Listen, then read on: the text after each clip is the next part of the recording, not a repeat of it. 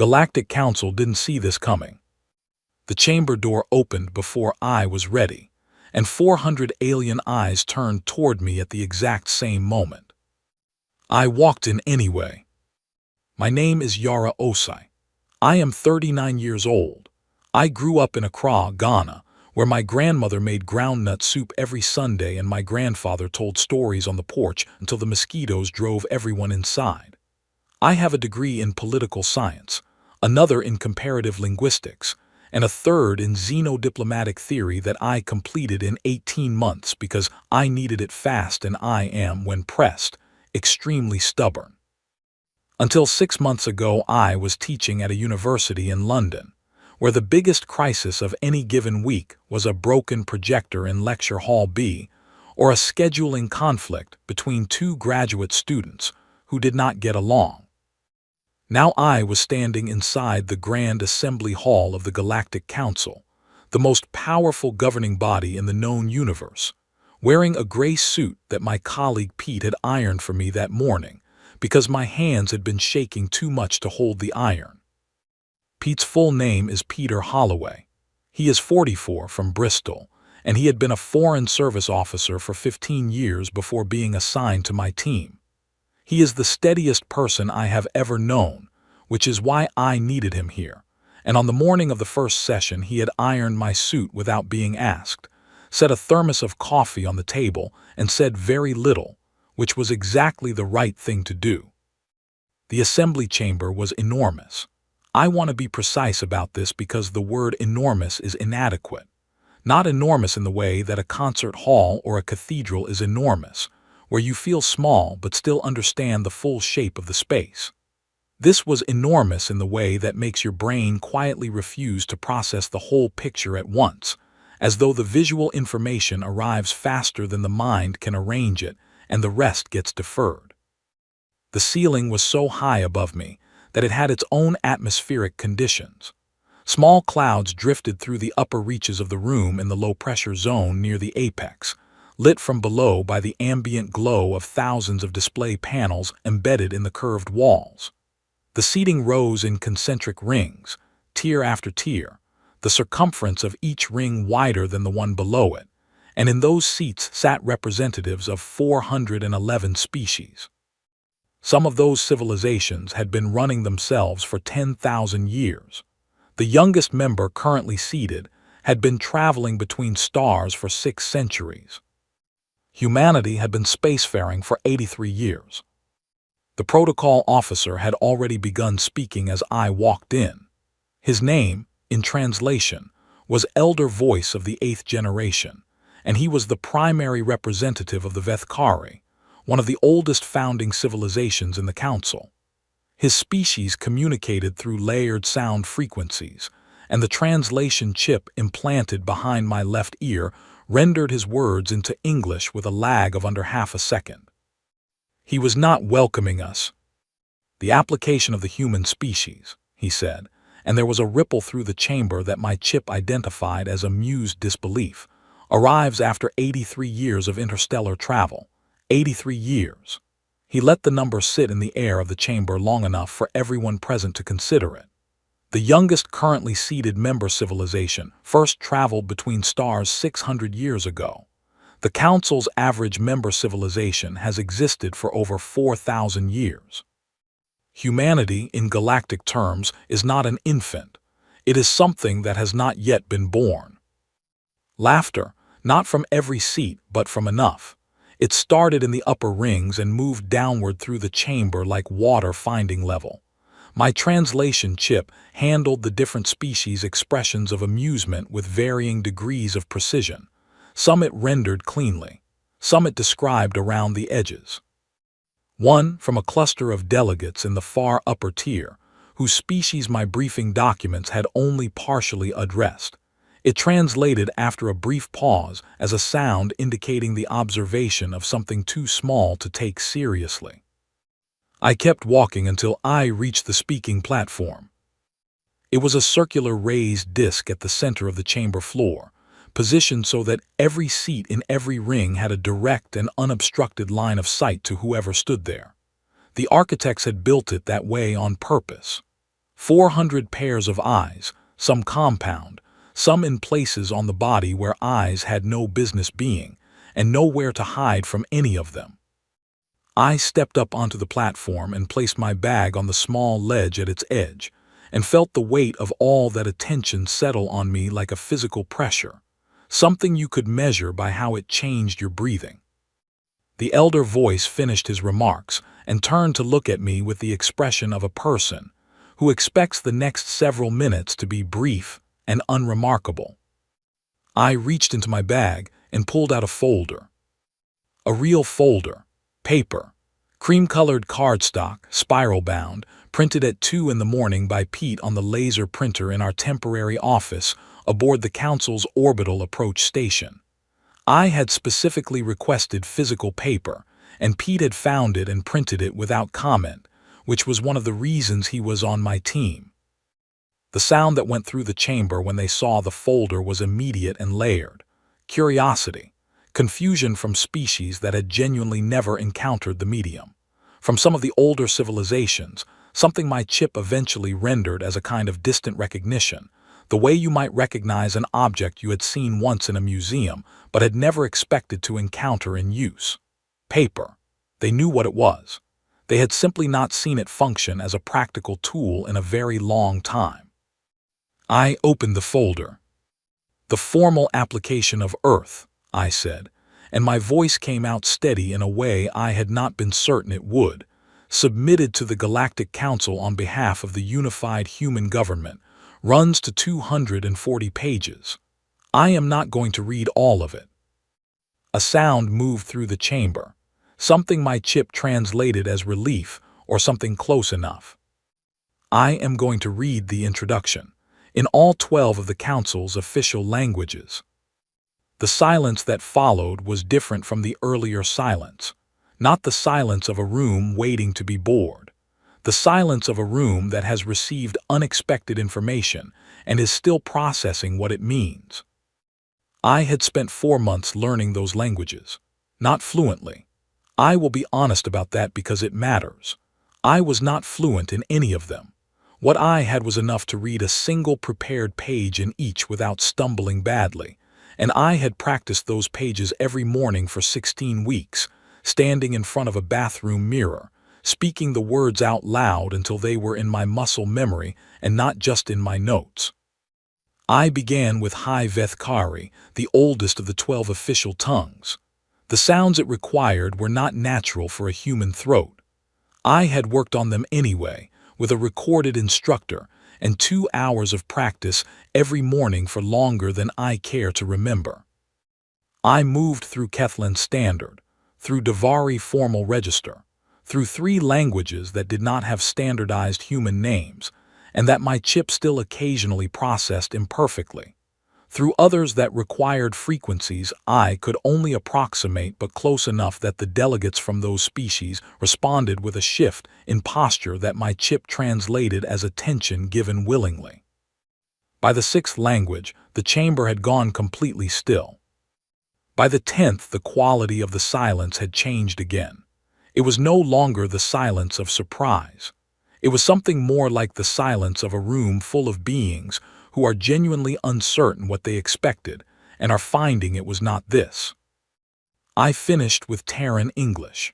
English was not an official council language, but the protocol documents had a clause on page 47 of the procedural guide that allowed any applicant representative to include their primary native language as a closing courtesy, and I had found that clause and read it 4 times to be certain I had understood it correctly. "Humanity comes to this council not as a visitor," I read in my own language, in a voice I had been told to keep small and submissive, and had decided to keep clear and level instead, "not as a petitioner, and not as a species asking to be evaluated. We come as a civilization that has survived everything the universe has placed in front of us, that has crossed the distance between stars under our own power, and that has decided, after considerable internal debate, that we would rather have neighbors than isolation. We do not ask for your approval. We do not require your welcome. We are here because this is where civilizations come when they are ready to participate in something larger than themselves. We are here as a courtesy." I closed the folder. The elder voice was looking at me with an expression my chip attempted to categorize, and then, after a longer pause than usual, declined. I looked back at him. I waited. From somewhere in the upper rings, a single sound emerged. Not laughter. Something my chip had no prior record of in this chamber. It took 3 seconds to translate. 3 seconds is a long time for the chip, which handles simultaneous multi-frequency alien speech in real time with a lag of under half a second. 3 seconds means it encountered something it had to build a category for on the spot. The word it gave me was consideration. Not approval, not welcome, not agreement. Consideration. The sound of a very large room full of very old civilizations deciding that something newly arrived might deserve a moment of actual thought. I picked up my bag. "I will be in the delegate reception area if the council has questions," I said. "I also brought coffee. It is a human beverage. I strongly recommend it." I stepped off the platform and walked back toward the door at the same pace I had walked in. Not hurrying, not performing confidence I did not entirely feel. Just walking, the way my grandfather had walked through difficult rooms his entire life, as though he had every right to be there. Because he did, and so did I. Pete was in the corridor outside with the thermos and 2 cups. He handed me one without saying anything. "How did it go?" he said after a moment. "They did not remove us from the premises." "Good start." They also did not say yes. Also expected. He drank his coffee. There was a sound. We could hear something through the door, like a very large amount of air moving all at once. That was the room deciding we were worth thinking about. Pete nodded. "I will take it." So would I, standing in a corridor 40 light-years from home, with a thermos and a man from Bristol, and the memory of 400 civilizations going quiet because of 12 languages and a folder made of paper. I would absolutely take it. The review committee was not subtle about what it was doing, and I respected it for that at least. It had been 3 days since my address to the full assembly. In those 3 days, I had been assigned a permanent observer, given a small office on sub-level 4 of the council complex with a view of an interior corridor wall, and handed a schedule with the word orientation printed at the top of every page and phrases like cultural familiarization session and introductory briefing, arranged in neat columns. I read the schedule twice, then called Pete and told him what it actually was. "They are going to go through every piece of human history they can access," I said, "and look for reasons to say no." "That is standard procedure for the review process," he said. "I know I am not objecting. I am preparing." My assigned observer arrived at my office at exactly the scheduled time on the first morning. Her name was Solène. She was Kethlan, tall, pale in the specific way of a species that had evolved in low-light planetary conditions, and she had been a senior policy analyst for the council for 22 years. She moved with the precise economy of someone who had been professionally skeptical for 2 decades and had gotten very good at it. She carried a thin data tablet and sat down across from my desk and looked at me in the specific way that you look at a file you have been assigned to close. "Shall we begin?" she said. "Do you want coffee first?" I asked. "I am not familiar with the substance." "You had something at the welcome reception, the hot liquid in the small cups." She blinked slowly, the kind of blink that indicated memory retrieval. "That was different." "That was tea. This is different, more intense. People tend to have strong opinions about it one way or the other." I poured a cup from Pete's thermos and set it in front of her. She looked at it with the particular expression of a scientist encountering data she had not planned to collect. Then she picked it up and drank. A pause, a longer one than I expected. "It is considerably more intense than the previous substance," she said. "Yes, That is generally considered a point in its favor. She set the cup down and made a small note on her tablet. Your species has engaged in organized large-scale conflict on at least 47 separate occasions over the course of recorded history. 49, I said, if you include the grain wars of the 22nd century, which most historians now do. Some scholars would bring it to 51 by including the resource disputes of the 2060s, but that is still contested. She looked up. You are not disputing the substance of the observation. I would not dispute something that is factually accurate. It would be a waste of both our time, and it would not make a good impression. She made another note. Solène made notes the way other people breathe, continuously and without apparent effort. The review committee has documented particular interest in your species' pattern of self-damaging behavior in circumstances where alternatives were available and understood. Can you be specific? I want to make sure we are discussing the same incidents. She pulled up a file. The event designated the Black Death, a bacterial pandemic, 14th century by your calendar. It spread across your most densely populated continental landmass and killed between 30 and 60% of the population in affected regions over approximately 7 years. Closer to 60% in some areas. The Italian city-states were particularly hard hit. Yes. Your species had, by this period, a functional understanding of disease transmission sufficient to have reduced the spread through isolation and movement restriction. These measures were not implemented in any coordinated way. We did not have coordination infrastructure of that kind in the 14th century.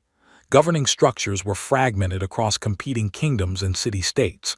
Communication traveled at the speed of a horse. There was also genuine confusion about the mechanism. People tried interventions. Most of them did not help. Some made things worse. What we did do ultimately was survive it, rebuild, and develop better medicine. It took significantly longer than it should have. We know that now. The events designated the First and Second World Wars.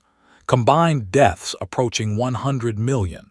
Your species had functional diplomatic institutions by the early 20th century.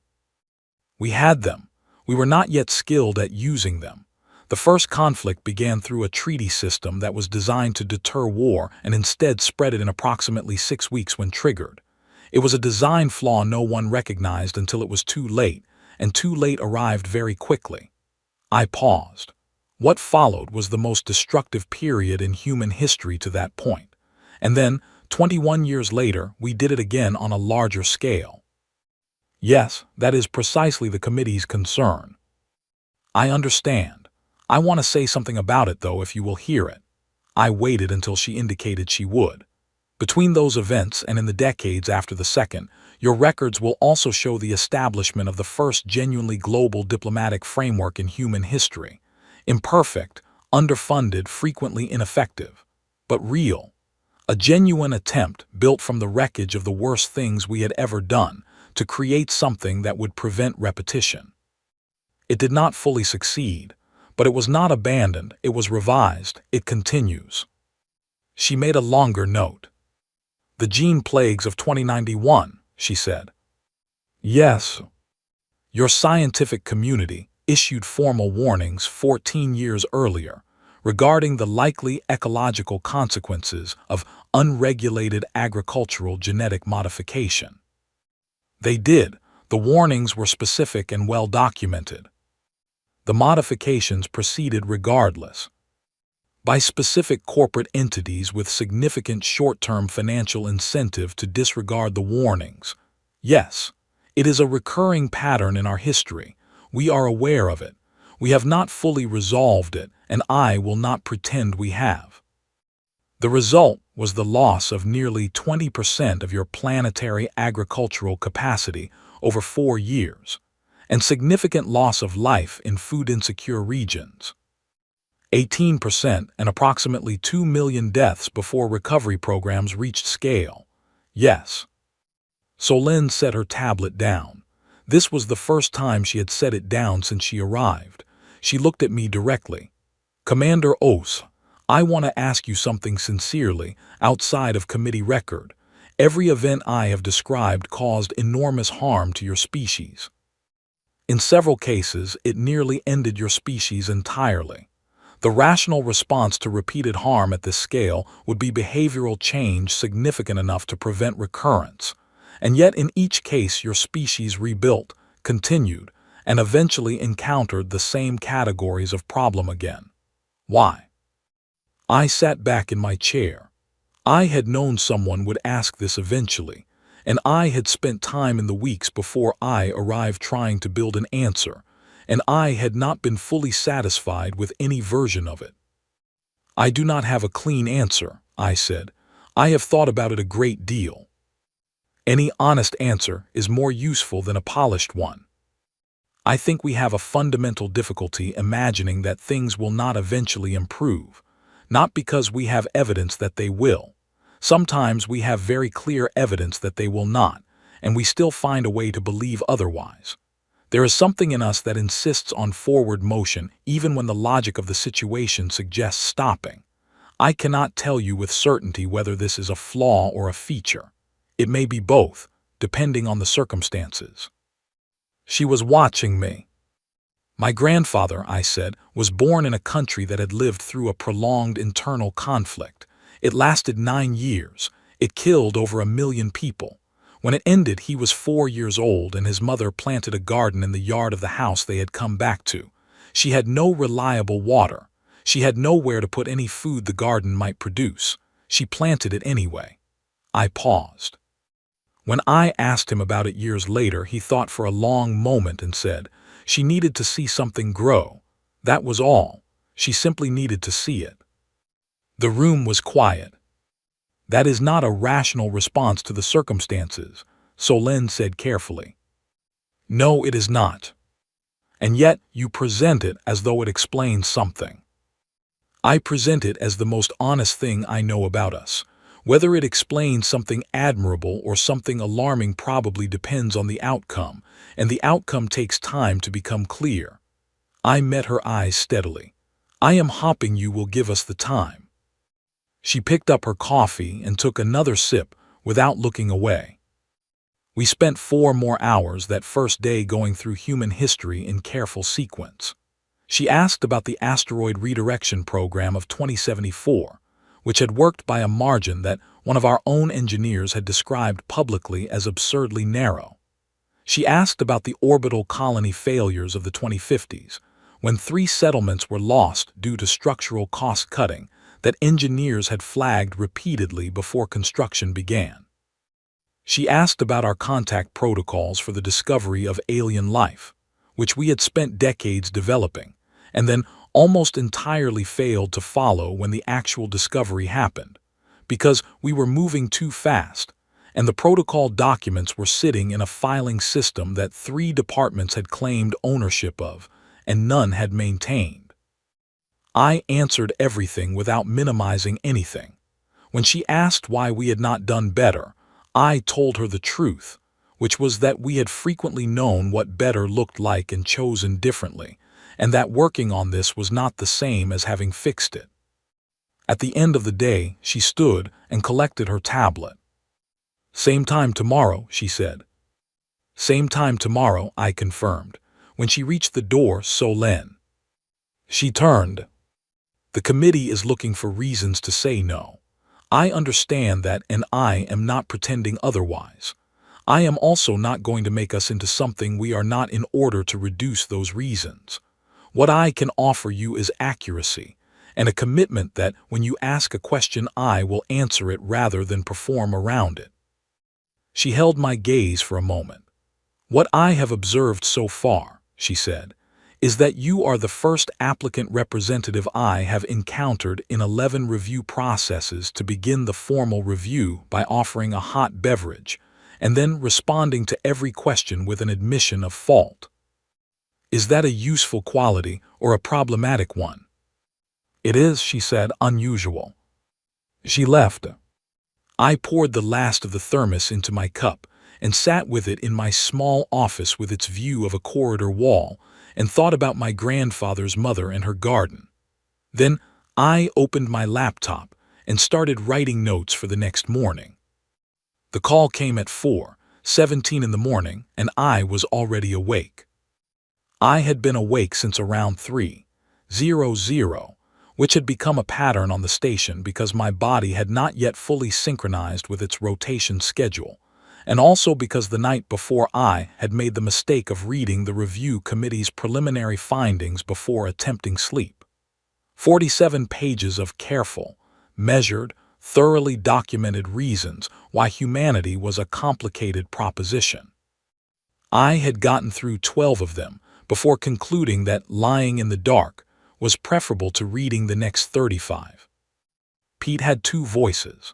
One was his regular voice, warm and slightly too loud for enclosed spaces, the voice of a man who had spent years in offices that were never quite the right size for the way he moved through them. The other was the voice he used when he had received information that had not yet finished landing, when he was carrying something large and still figuring out the shape of it. He used that second voice when I answered. "Yara, there is a session of the full council being called for tomorrow morning. Emergency designation. It is not on the public schedule." I sat up. What happened? "A stellar mass object, rogue trajectory, high velocity, confirmed 6 hours ago by a Kethlan deep space monitoring array in the outer corridor." He was reading as he spoke. "Confirmed collision course with the Kethlan colony on Devara's second moon. Population of approximately 900,000 people." That number settled in my chest the way numbers like that do. Timeline. 62 days to impact. Evacuation status. That is the problem. I could hear him pulling up files. The council has had its modeling teams running evacuation scenarios for the past 4 hours. The short version is that they do not have enough vessels with the required thrust capacity to evacuate 900,000 people in 62 days. Their largest transport ships are designed for long-distance efficiency. They are not built for the acceleration profiles that this timeframe requires. The math does not close in any configuration they have tried. I was already out of bed and moving. "Pete, send me everything. Every model they have run, every vessel specification in the Council's transport registry, every variable they have accounted for, and every one they have not. The Council has not asked us for anything yet." "I know, send it anyway." The files arrived in 4 minutes. I sat on the edge of my bunk in the dark and read through the Council's evacuation models while the station hummed around me. Their modeling teams were good. They were thorough and precise, and they had run the scenarios multiple times from different configurations. The conclusion was consistent across all of them.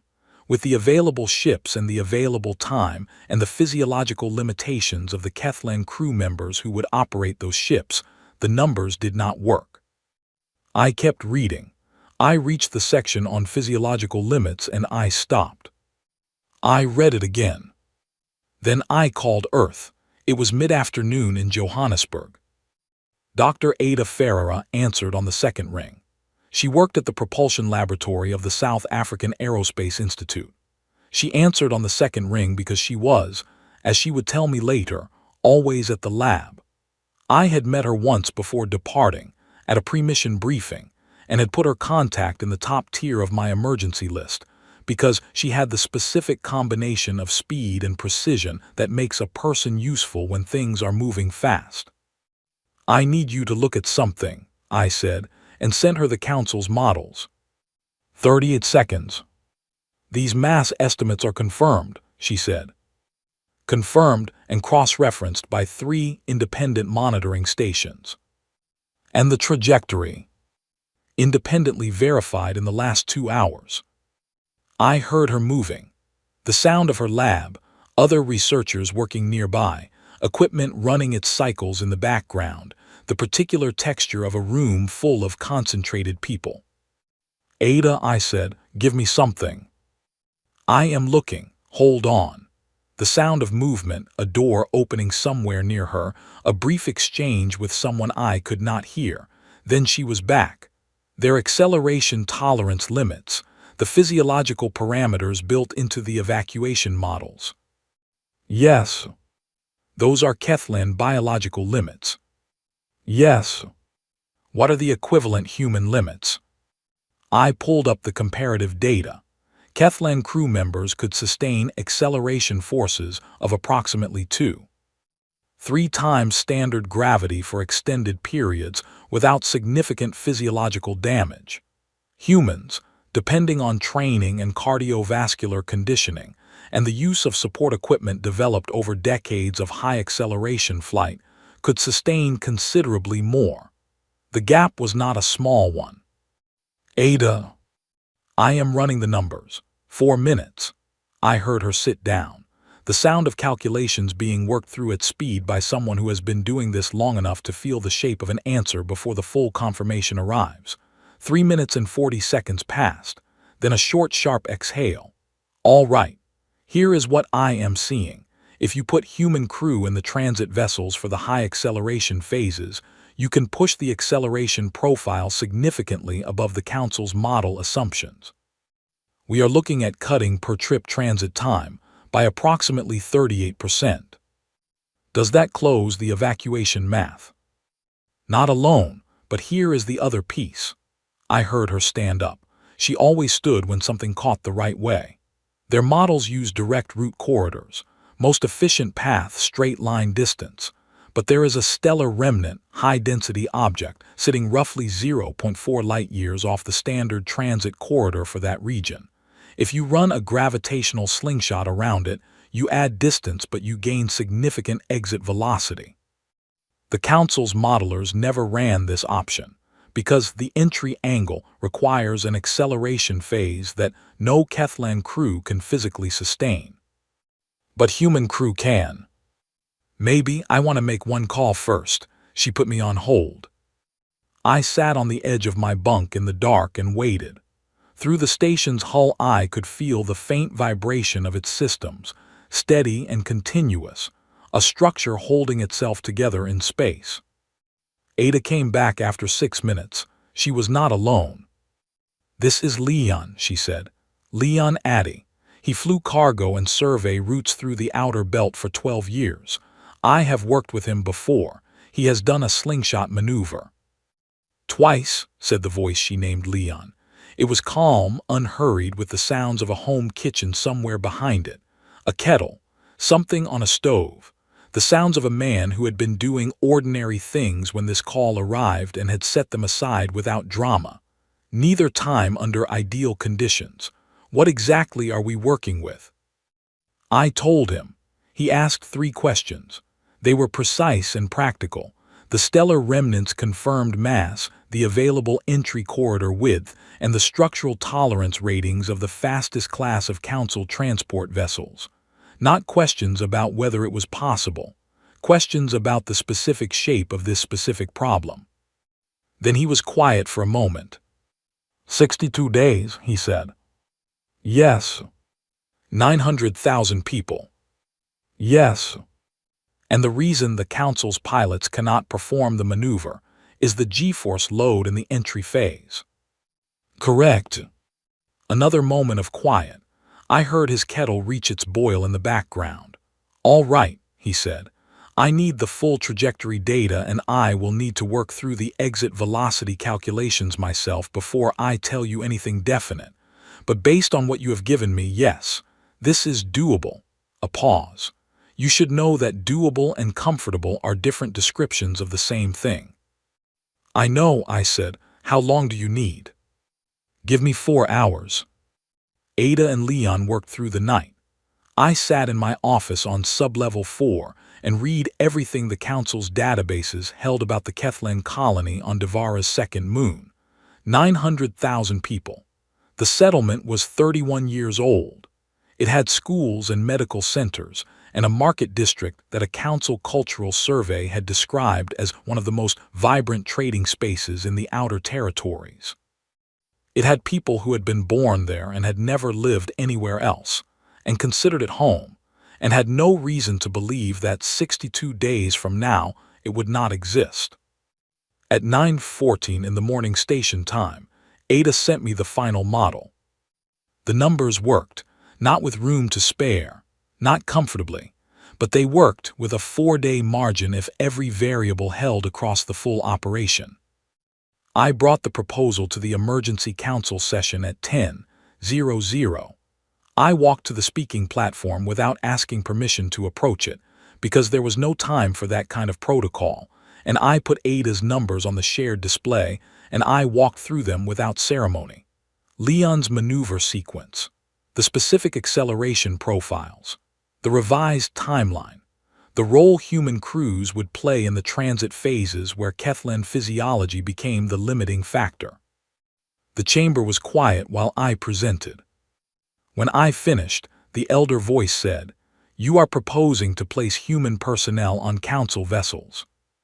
I am proposing that human pilots and crew operate the high acceleration phases of the transit runs, in a joint operation alongside Kethlen crews who handle all remaining functions. Yes. The acceleration loads involved in the slingshot entry phase would incapacitate a Kethlen crew member, which is why human crew handle that phase. It is a joint operation that uses each crew's capabilities where they actually apply. And you are confident your people can sustain those forces." I thought of Leon, calm in his kitchen, telling me doable and comfortable were different descriptions of the same thing. "Yes," I said. The council went into closed deliberation for 90 minutes. Pete and I sat in the corridor outside and finished the last of the coffee we had brought from Earth. We had been rationing it because there was no equivalent available on the station, and this moment seemed like the right one to stop being careful with it. They came back and said yes. The operation ran for 58 days, 22 human crew members across 4 vessels, 3 slingshot transits per ship per round trip. Leon flew the first one himself as lead pilot on the primary vessel and described it afterward as the most demanding experience of his flying life, and then said he had found every second of it extraordinary, and I believed both things completely because they were both true. 900,000 people were on the surface of a safe settlement when the stellar object struck the moon. The confirmation came through in the council chamber. I was in the observer section. I had made a deliberate choice to be there and not on the speaking platform, because this moment belonged to the Kethlen ambassador and not to me. I watched her receive the message. I watched her hold herself very still for exactly the length of time it takes a person to understand that the thing they were most afraid of did not happen. Then she turned and found my eyes across the chamber. She said something in Kethlen standard. My chip rendered it without a pause, acknowledged and grateful. I nodded. Solène found me in the corridor afterward. She fell into step beside me without announcement. "Your engineer," she said, "Dr. Ferreira. She built the revised model in approximately 4 hours. She had been at the lab since the previous afternoon. She tends to stay late." The pilot, Leon Addy, he had not performed this specific maneuver before. He had performed something comparable twice, under conditions he has described as worse than these. She walked beside me for a long moment. The council's navigation modeling teams had been working on the problem for 4 hours before you contacted Earth, she said. They had not found this approach. They were searching in a different way. Explain the difference. Your teams had established parameters, physiological limits based on Kethlen crew tolerances, standard route corridors based on registered transit paths, vessel capability limits based on rated specifications. They looked for a solution within those parameters because that is where solutions are expected to live. I paused. Ada and Leon started from the problem itself and worked outward. They asked what the problem needed rather than what the existing framework permitted. They found something outside the parameters, because they were never inside the parameters when they started looking. Solène walked beside me for another corridor length in silence. This same quality has created significant problems for your species historically, she said. Yes, it has. The same tendency that makes us look beyond established boundaries also causes us to cross boundaries that should not be crossed. It is not a simple quality to evaluate, and I know that. We reached the junction where our corridors separated. Solène stopped. "The committee will be submitting its formal recommendations next week," she said. "I know. I wanted to tell you that I will be writing a separate addendum to the primary report." "Is that permitted?" "It is unusual. It is not prohibited." She looked at me with the careful expression I had come to recognize as her version of something she had not planned to say before she said it. I would not have had reason to write one 3 weeks ago. She turned and walked down her corridor. I stood at the junction for a moment. Then I called Ada. "It worked," I said. She made a sound I had not heard from her before, a sound of pure, unguarded relief. In the background, I heard Leon's voice, and another researcher's voice, and something being knocked over, and laughter, and I sat down on the floor of the council complex corridor with my back against the wall, and listened to people who were 40 light-years away being happy about something we had all done together. It was, without question, one of the best things I had ever heard. The vote was scheduled for a Tuesday.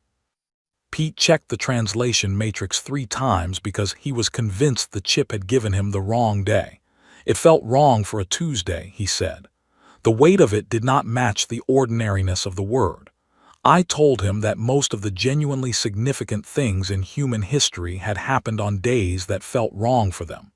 The signing of armistices, the end of plagues. The moment the first confirmed alien signal was decoded in a small radio observatory in Chile on a Wednesday afternoon when half the staff were on lunch break, and the researcher who made the confirmation had been about to go home sick. History, I had come to believe, did not wait for appropriately dramatic days. It arrived when it arrived. Pete considered this for a moment and then agreed with it.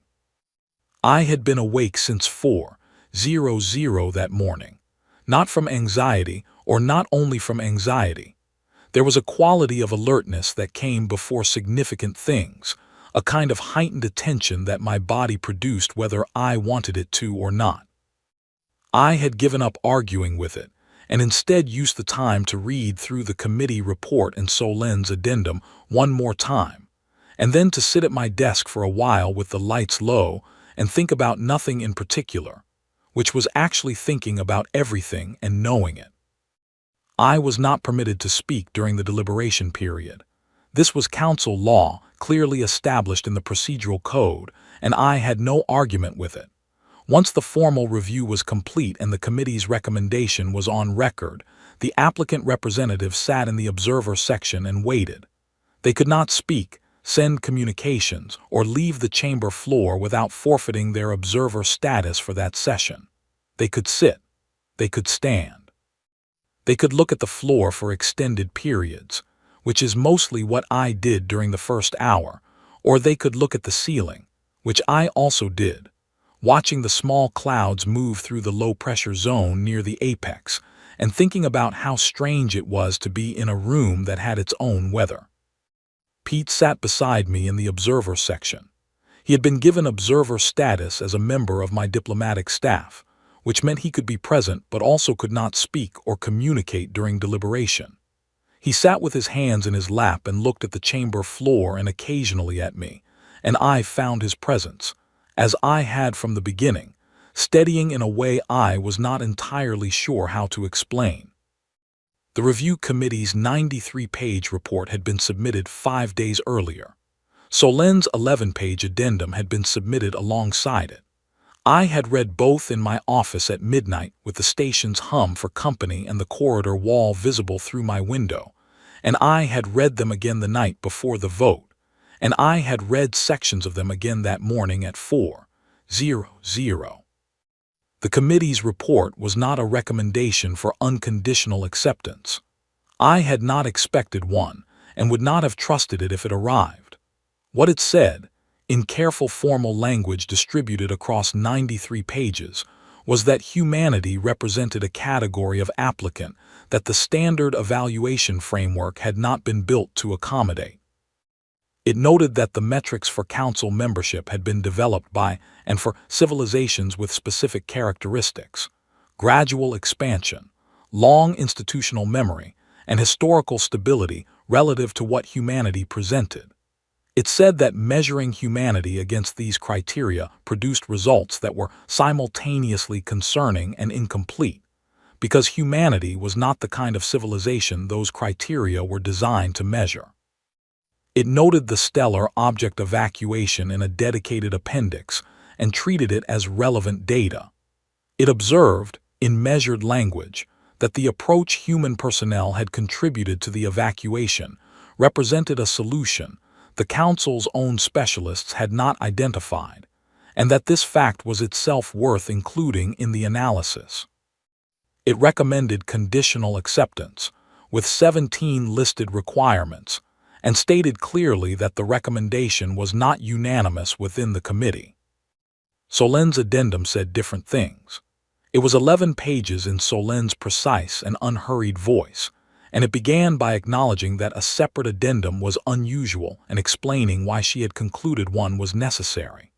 It said that, after 6 weeks of formal review interviews, she had concluded that the standard framework for evaluating new member applicants was not fully adequate to account for what humanity actually was.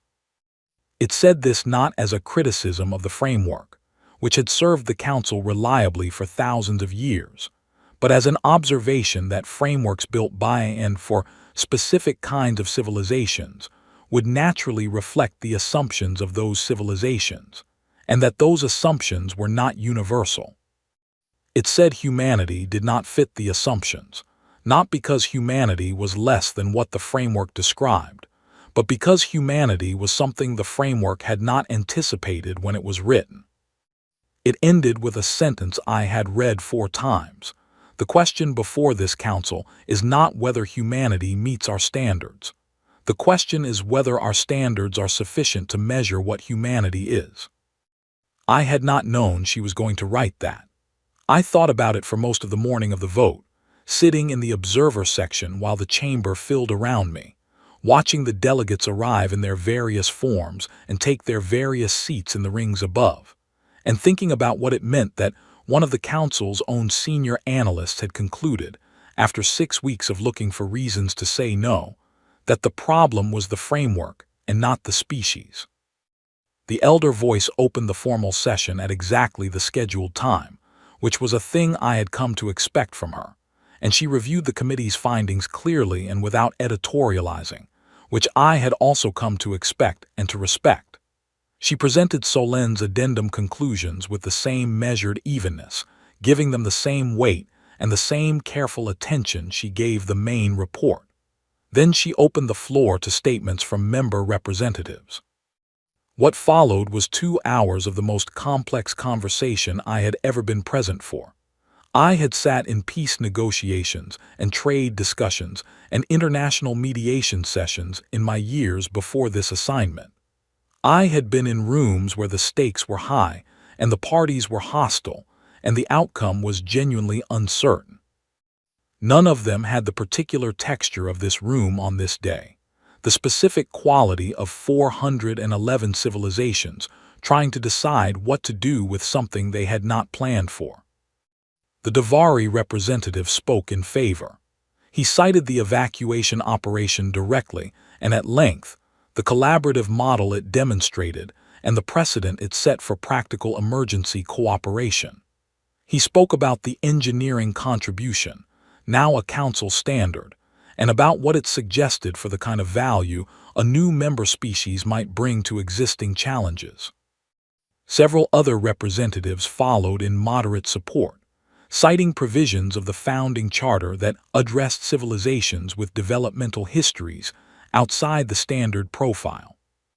The elder voice of the Vethkari spoke against. I want to say clearly that she was not dishonest or unkind or careless. She raised real concerns with precision and fairness. She cited the documented history of large-scale conflict, which was real and substantial. She cited the rate of human expansion in the 83 years since we reached the stars, which was significant by any measure. She cited the recurring pattern in our history of short-term decisions, creating long-term consequences that required additional resources to manage, a pattern that our own review documentation supported thoroughly. She said that the Council's fundamental purpose was to maintain the conditions under which member civilizations could grow and endure over very long periods, and that admitting a species whose relationship with stability was as complicated as humanity's presented genuine risks that the Council needed to weigh honestly. Everything she said was true. She was applying an old and well-constructed framework to a new situation and applying it with complete integrity. The framework was the problem, not her reasoning, not her intentions, not her honesty. I could not dispute her facts. I could only hope that someone else in that chamber was asking the same question Solène had asked in writing. When she sat down, the session chair asked if there were any further statements. I was in the observer section. I was not supposed to speak. I had no formal standing to address the chamber during deliberation. The session chair was looking directly at me. I understood in that moment that being looked at and being invited were not always different things. I stood. A sound moved through the chamber. My chip translated it as attention shifting, the particular quality of a large room where several hundred beings simultaneously turn in the same direction. I did not walk to the speaking platform. I stayed where I was in the observer section and spoke from there, because what I wanted to say was not a formal address. It was not a diplomatic presentation. It was something closer to the truth of why we had come here at all. I am not going to dispute the elder voice's analysis, I said. I agree with most of it. We are unpredictable. We expand quickly. We make decisions in the short term that create complications in the long term, and we frequently do not see those complications coming even when we probably should. These are accurate descriptions of what we are. The chamber was quiet in the specific way of a large room, where everyone has made a common decision to listen. I want to say something simpler, and then I will sit down and not speak again. I looked around at the rings of seats, at the 411 civilizations that had been among the stars, while humanity was still learning to plant crops. We have been alone for a very long time, not alone in the universe. We know now that the universe is full of life, full of civilizations, full of history stretching further than we can imagine, but alone in the specific sense of having no one to talk to. No neighbors, no experience of knowing that something else is out there, looking at the same stars, also asking itself what to do with the time it has.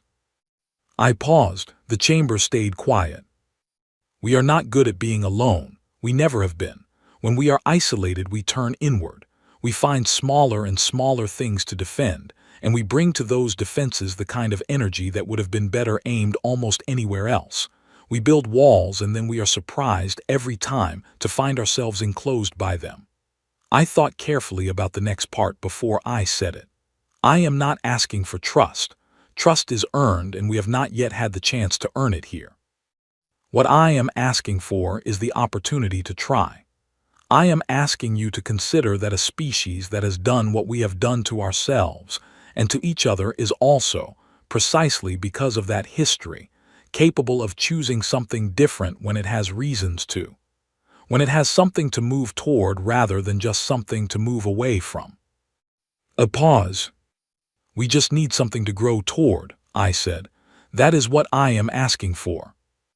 I sat down. Pete put his hand briefly on my arm and then took it away. That was the right thing to do, and he knew it. The session chair called for the vote. The process was formal and followed a sequence I had memorized from the procedural documentation, but had not fully understood until I was sitting in it.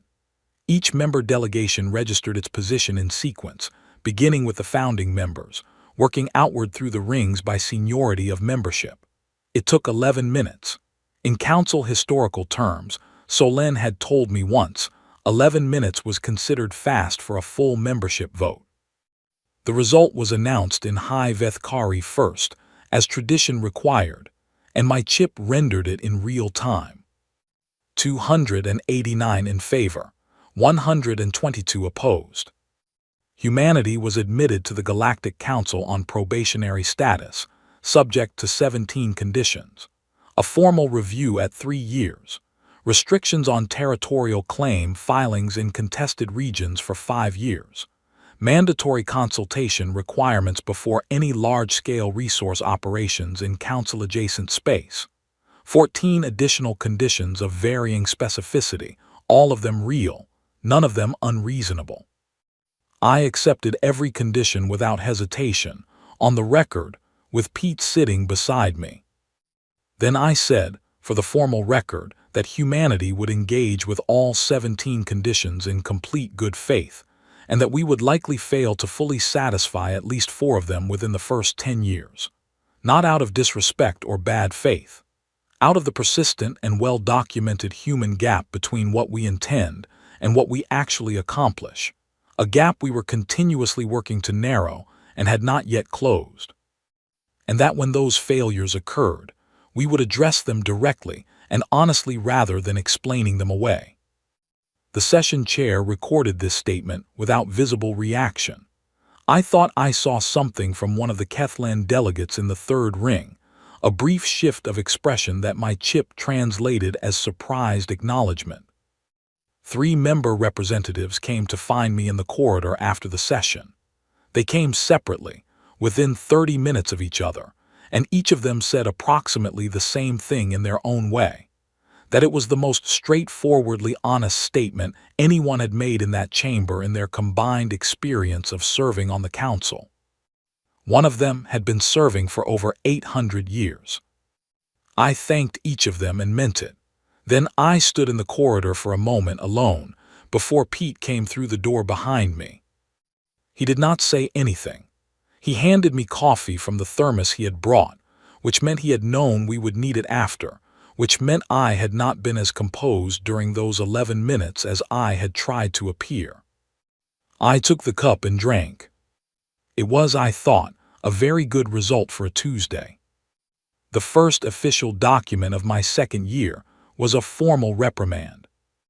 It arrived on a Monday morning with the full council seal at the top and 4 measured paragraphs explaining that the unauthorized organization of a recreational event in the council's central atrium on the previous Saturday, specifically a game of association football using magnetic boundary markers borrowed without written authorization from the facilities department, had violated Section 12 of the Visitor Conduct Ordinance and 3 additional internal regulations governing the use of shared common spaces. It was the best game Pete had ever played, by his own assessment, offered unprompted and with complete sincerity. He had scored once, entirely by accident, while attempting to clear the ball from his own half, and had celebrated with an enthusiasm I found entirely appropriate given the circumstances. 2 of the Kethlan junior delegates had come down from the balcony to join after watching for 15 minutes. One of them had also scored accidentally and had celebrated with what my chip translated as uncontrollable joy, which was an excellent translation. It looked like joy. It looked, honestly, like something those delegates had not experienced frequently in their professional lives, and I found myself thinking about that more than the reprimand itself. I signed the receipt and placed it in a folder with the first reprimand, which I had received in month 3 of my first year for organizing a growing experiment in the delegate lounge, using seeds Pete had carried from earth and soil that the facilities department had flagged under contamination protocols. Pete appeared in the doorway, second reprimand officially on file. Noted. Solen is here. I had not expected that. Solen had been promoted 4 months earlier to a senior advisory role that operated at least 2 levels above sublevel 4.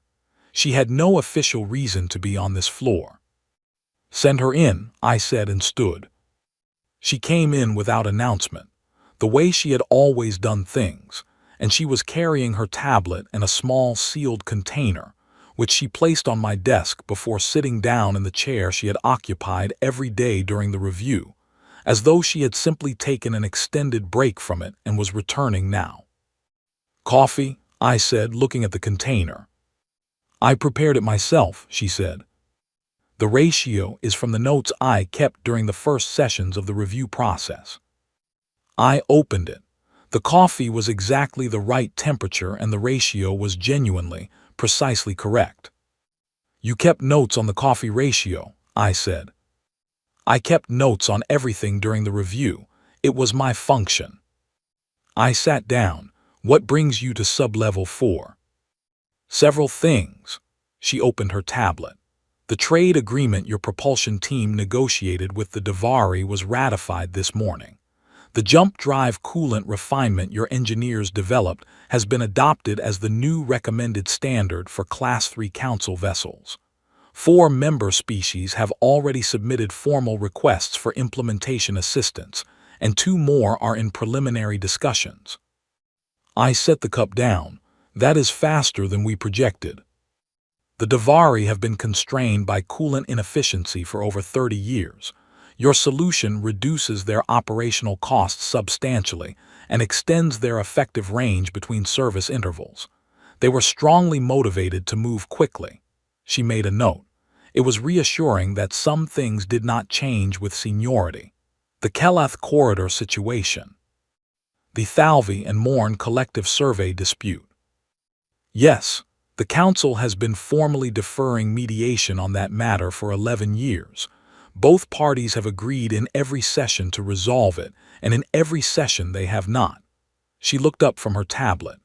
"Oliver Crane sat down with representatives of both parties 3 weeks ago, without formal authorization." Oliver was one of 3 additional delegates Earth had sent in the second year. He was 28, from New Zealand, with a background in environmental mediation, and a manner so genuinely unhurried that people frequently forgot he was in a room until he said something that changed the direction of the conversation. "I heard," I said. "He proposed a shared survey corridor framework in which both parties maintain independent survey rights within a jointly administered zone, with a standing mediation panel for overlapping claims. Neither party had previously considered this structure. Both have now agreed in principle. It works because neither side has to formally relinquish what they came in claiming to own."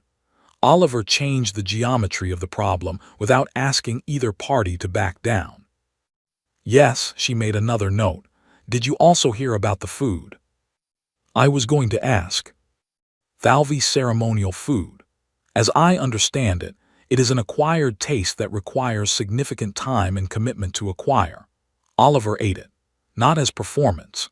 He ate it and then asked specific questions about how it was prepared and what occasions it was associated with. The Thalvi chief delegate told a colleague afterward that no non-Thalvi visitor had ever voluntarily engaged with their food culture before, and that this had altered the atmosphere of the negotiation entirely." "Oliver is brave in specific ways," I said. I thought of him describing the food to Pete afterward with an expression of careful neutrality that told you everything you needed to know. Mostly in social situations where other people would find a reason to leave. Solen made a note. "There is also the matter of the music." I maintained a neutral expression with some effort. "The Council issued a formal notice of concern last month regarding the distribution of human musical recordings through secondary exchange networks in the lower station levels.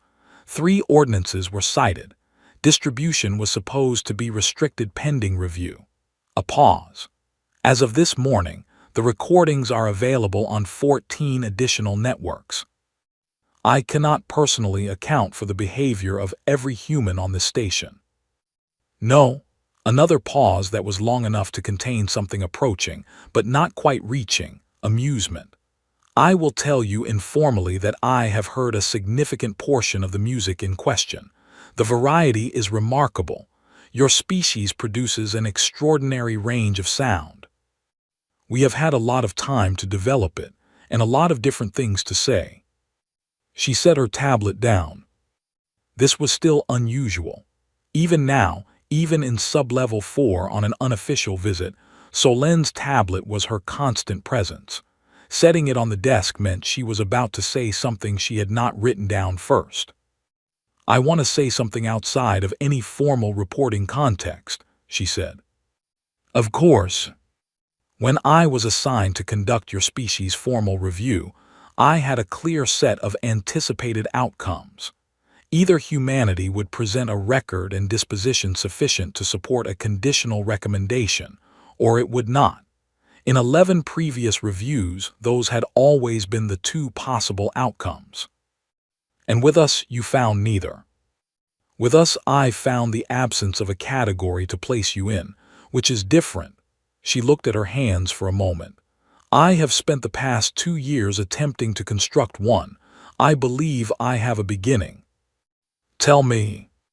"A species that is honest about its failures in a way that makes its achievements more credible rather than less. A species that has endured enough difficulty that it no longer needs to pretend difficulty does not exist. A species with a consistent instinct to help that does not appear to require external motivation or a calculation of advantage before it begins. A species that carries its own history not as something to conceal, but as information it has worked to learn from, imperfectly, slowly, and without stopping." I did not say anything for a moment.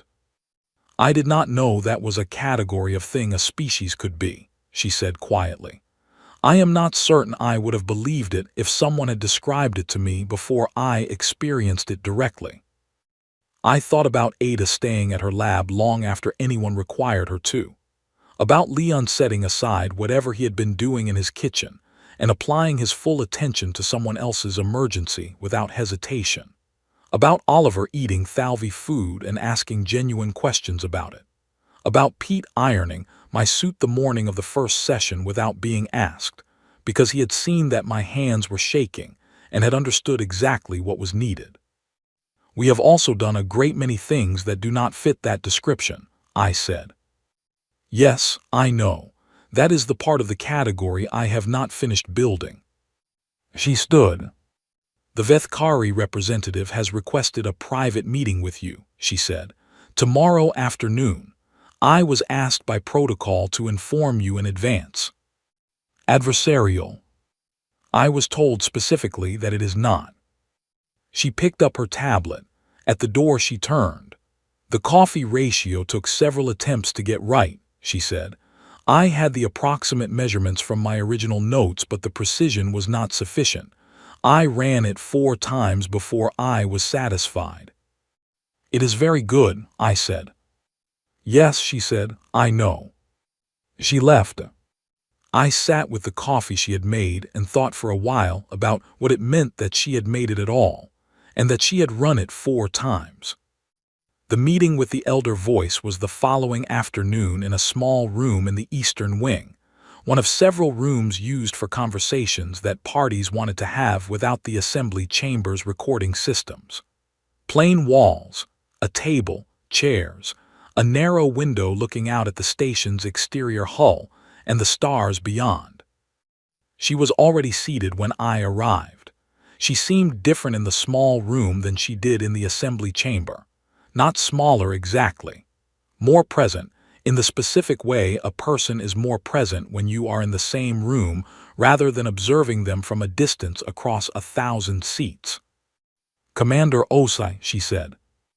Elder voice. "I am going to say something, and I ask that you receive it in the spirit in which it is intended, which is genuine." "Of course." She folded her hands on the table. "The Vethkari have a word, Vethsoren. It is older than this council. The closest rendering in your language is something like the one who will not be still. Historically, it described individuals within a community who could not follow established patterns, who insisted on doing things outside the structures that kept a community stable and predictable. It was not used as a compliment." "I understand. In the last 8 months, I have heard younger members of my staff use this word in a way I did not initially recognize. They use it to describe your species, not as a criticism. They use it the way you reach for a word when you have encountered something you do not have a better word for yet, and this one is the closest available. I waited. I voted against your membership, she said. My reasons were sincere. My concerns remain genuine. I do not withdraw them. I know. And I also want to tell you, she said. And there was something in her voice now that my chip spent a moment finding the right word for, eventually settling on honesty of a kind that costs something to offer. That watching what your people have done in this year has led me to ask questions I did not anticipate asking. What kind of questions? Questions about what we have been trying to protect and why. She was quiet for a moment. The Vethkari have been in this council for 4,000 years. We helped write its founding documents. We have been among its most consistent advocates for stability and careful process, and we have taken significant pride in that role. I do not regret it. She looked at the window. But stability is a means to something. It is not the end in itself. And I have been in this council long enough to observe civilizations that became so focused on maintaining what they had that they stopped noticing they had forgotten what it was for. She let that sentence rest. I am not suggesting that we have been immune to that tendency, she said. I am beginning to wonder whether we have. I looked at her for a moment. We have a word in English, I said. Stubborn. It describes someone who will not stop when stopping would be easier. It is not always meant kindly. She made a sound my chip translated as recognition of something ironic. We have mostly made our peace with it, I said. We found that arguing with the word was harder than simply being accurate about what we are. She held my gaze for a moment. Then she stood. The Vethsaran used to be the people a stable community had to manage and contain, she said. My younger staff are beginning to wonder whether stable communities need them more than those communities have been willing to admit. She walked out. I sat in the plane room and looked through the narrow window at the hull and the stars beyond it. Then I pulled out my tablet and began writing the second annual report. The galaxy, I wrote, is stranger than I expected. It is larger and older and more careful than we are, and sometimes more afraid of what it does not recognize than we are of what frightens us. We have been here for 1 year and several months, and we have collected 2 formal reprimands, 1 ratified trade agreement, 1 engineering contribution now adopted as a council standard, 1 border dispute resolved after 11 years of formal deferral, and 1 music distribution network that the council officially objects to and privately cannot stop using. We have also changed the meaning of a word in the oldest language in the council, and I think that matters more than the rest of that list combined. I stopped writing, looked at the window, then kept going. When I first walked through that door and 400 pairs of eyes turned toward me and some of them were laughing, I had to decide in that moment what I was going to be in this place. I decided to be accurate, to be honest about what we are, including the parts that are difficult to say out loud, because pretending to be something cleaner than we are would have been dishonest and ultimately more dangerous than the truth. I still believe that was the right decision. What I did not anticipate was that the honesty itself would be the thing that opened doors, not our achievements, not the evacuation, not the engineering, not Oliver's negotiation. Those things mattered, but what made the first genuine relationships possible was simply being willing to say, here is what we are, here is where we have failed, here is what we have tried to learn, and here is where we have not yet succeeded, and then continuing anyway. I thought about what else to include, then. There is a Kethlan delegate who scored a goal entirely by accident in an unauthorized football match in the council atrium, and celebrated it with an abandon my translation chip struggled to name. I think about that more than is probably professional. I think it matters that joy looks the same across that kind of distance. There is a woman who learned to make coffee from notes she took during a formal interrogation process, who ran the ratio 4 times before she was satisfied, and who brought it to me without being asked, and whose ratio was exactly right. There is an elderly Vethkari diplomat who has spent 4,000 years of her civilization's history advocating for stability, and who sat in a small room yesterday and quietly asked whether she had been protecting stability or protecting what stability was supposed to be for. I do not think she would have asked that question a year ago. I think it cost her something to ask it. I think it was honest. We are, by most of the measures this council uses to understand itself, not what they expected when that door opened. We are also, if I am being honest, not quite what I expected either. I came here thinking I was carrying something that needed to prove itself. I think now that is not quite the right way to hold it. We are not here to prove ourselves. We are here to be ourselves, clearly and without pretense, and to trust that what we genuinely are is worth being in this place. I closed the file and set the tablet down. Outside my window the stars were still there. Still strange, still bright, still arranged in patterns that my brain had almost, but not quite, learned to read. I had been looking at them every night for over a year now, and they still surprised me sometimes, the way a face you know well can still show you something new. I thought about my grandfather. I thought about his mother and the garden she planted when she had no water and no place to put any food it might grow. I thought about what it means to plant something not because you are certain it will grow, but because you need to be the kind of person who plants.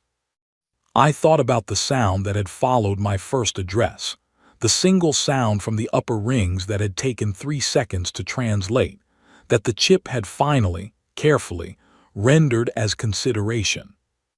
Consideration, not approval, not welcome, not agreement, just the beginning of taking something seriously. That had been enough to start with. We had started with less in harder circumstances many times before. We had always found a way to keep going, not because we were certain things would improve, but because we were, as a matter of fundamental nature, people who kept going. And we always would be.